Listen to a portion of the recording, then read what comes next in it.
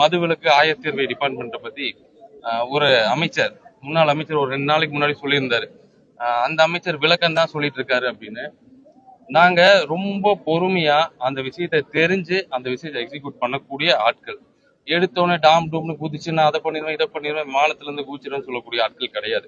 இன்னைக்கு நாங்க பண்ணியிருக்கிற இந்த மதுவிலக்கு ஆயத்தீர்வை துறையில பண்ணியிருக்கிற இன்னைக்கு, அதாவது நேற்று 5ஆம் தேதியிலிருந்து பண்ணியிருக்கிற ஒரு புரட்சி மிகப்பெரிய ரெவல்யூஷன். அது அதாவது இவ்வளவு வருடங்களாக ஒவ்வொரு அந்த டிஸ்லரிஸ்ன்னு சொல்லுவாங்க, மது விற்பனையாளர்கள் இருந்து மொத்த விற்பனையாளர்கள்ல இருந்து ஒவ்வொரு கேஸுக்கும், ஒரு கேஸுக்கு 90 ரூபா, பீருக்கு 40 ரூபா, ஒயினுக்கு 20 ரூபான்னு சொல்லி சுமார் வருஷத்துக்கு 88 லட்சம் கேஸுக வந்து பர்ச்சேஸ் பண்ணிட்டு இருக்கிறாங்க. இதுக்கு ஒவ்வொரு கேஸுக்கும் 90 ரூபா, 40 ரூபா, 20 ரூபா வீதம் மிகப்பெரிய ஆயிரக்கணக்கான கோடி.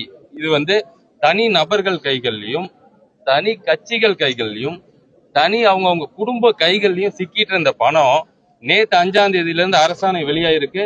அது முழுக்க முழுக்க இனிமேல் வந்து அரசு கஜானாக்கு தான் வரணும். அந்த பணம் என்னோட மக்களுக்கு, தமிழ்நாட்டு மக்களுக்கு தான் அந்த பணம் பயன்படணும் தளபதி சொல்லியிருக்காரு. நான் உங்களுக்கு சொல்றேன், இந்த விஷயத்த திருப்பி சொல்றேன் பாருங்க. இது என்ன இருக்கு அப்படின்னா, கடந்த ஆட்சிகள்ல சுமார் மாசத்துக்கு 100 கோடி, சாதாரண காசு இல்லைங்க, மாசம் 100 கோடி தனிநபர் கைகளுக்கு போயிட்டு இருந்துச்சு. என்ன பண்ணிட்டீங்க நீங்க நீங்க இங்க உள்ள வந்துட்டீங்க, என்னத்தை மாத்திட்டீங்கன்னா இன்னைக்கு 1200 கோடி ரூபாய் வருமானத்தை இன்னைக்கு தமிழ்நாட்டோட அரசு கஜானாக்குள்ள கொண்டு வந்திருக்கும். எந்த நாட்டிலயுமே நடக்காத, நம்ம இந்தியாவுக்குள்ள எந்த மாநிலத்திலும் நடக்காத இப்படி ஒரு விஷயத்த நம்ம தமிழ்நாட்டுல கொண்டு வந்திருக்கோம். இதுவே இந்த துறைக்கு மிகப்பெரிய வளர்ச்சி. அப்புறம் அவர் சொன்னாரு, என்னப்பா நீங்க 10 ரூபா வருது, நீங்களும் அதைத்தானே சொல்றீங்க அப்படின்னாங்க. நீங்க கட்டமைச்சு வச்சுட்டு போட்டு அந்த லட்சணம் அந்த மாதிரி இருக்கு, அதை மாத்தணும்ல. நாங்க 20 நாள் தான் ஆச்சு, நீங்க தான் 5 வருஷம் இருந்தீங்களே, அதுக்கு ஏதாவது மாற்று வழி கண்டுபிடிச்சிருக்கலாம்ல. இப்ப நாங்க முடிச்சிட்டோம், இந்த மாசம் இறுதிக்குள்ள நீங்க சொல்ற மாதிரி அந்த எம்ஆர்பிக்கு மேல இருக்குல்ல அந்த பணம், அந்த பணத்தை வாங்க மாட்டோம். எல்லாமே எம்ஆர்பிக்குள்ள கொண்டு வரக்காக தான் மொத்த துறையும் வேலை செஞ்சுட்டு இருக்கு.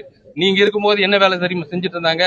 இந்த அதிகாரி வா, நீ எவ்வளவு இதுக்கு முன்னாடி கொடுத்துட்டு இருந்த, எனக்கு இவ்வளவு கொடு, இதுக்கப்புறம் ஒரு 10% சேர்த்தி கொடு, நீ வா, நீ எவ்வளவு கொடுத்துட்ட, இன்னொரு 10% சேர்த்தி கொடு. அந்த பணத்தை வாங்கறதுக்கு ஒரு டீம், அதை கொண்டு போய் சேர்த்துறதுக்கு ஒரு டீம். இந்த வேலை நீங்க செஞ்சுட்டு இருந்தீங்க. ஆனா நாங்க அப்படி கிடையாது. முழுக்க முழுக்க இந்த துறைய எதுக்கு உருவாக்கப்பட்டுச்சோ, எதுக்கு ஆரம்பிக்கப்பட்டுச்சோ அதுக்காக வேலை செஞ்சுட்டு இருக்கோம். அதனோட வெளிப்பாடு தான் இன்னைக்கு அந்த பணத்தை தனிநபர்கள் கைகள்ல, அதான் உங்க கைகள்ல நீங்க எடுத்துட்டு இருந்தீங்களா போன அந்த கடந்த ஆட்சிகள்ல, அந்த பணத்துல கொண்டு வந்து கஜானாக்குள்ள கொண்டு வந்திருக்கோம். இந்த மாதிரி பல விஷயங்களை கொண்டு வருவோம்.